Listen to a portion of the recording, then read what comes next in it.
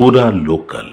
మళ్ళీ opposition party చెప్తున్నా, ఇంకా రాబోయే రోజుల్లో పిచ్చి ఆటలాడితే మాత్రం మీరు న్యాయం ఉంటే మీరు చేయండి, మీరు చెప్పిన మాట సమర్థించుకునే పరిస్థితిలో కూడా మీరు ఉండాలి. అంతేకాకుండా గుడ్డ కాల్చి ముఖాన్ని బారేసి మీరు తుడుచుకోండి అంటే మాత్రం కుదరదు. అవన్నీ ఆ విషయం గుర్తుపెట్టుకోవాల్సిన హెచ్చరిస్తున్నాం. మనం చూసాం మామిడి ఏం చేశారు, బలవంతంగా తీసుకు తొక్కిచ్చారు.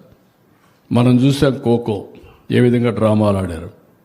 HD barley we are procuring nearly 20 million kgs, never in the history.